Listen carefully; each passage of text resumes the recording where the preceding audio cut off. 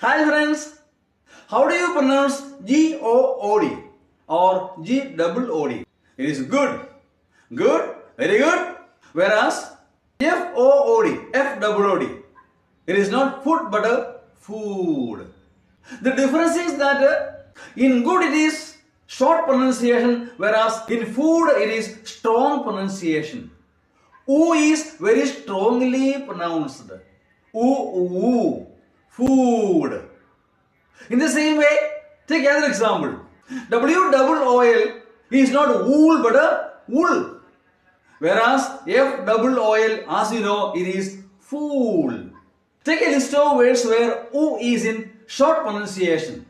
Book, cook, foot, look, wood. Now let us see a list of words where U is in strong pronunciation or U is strongly pronounced. Moon, soon, spoon, room, cool, pool. Yes, here all U is very strongly pronounced.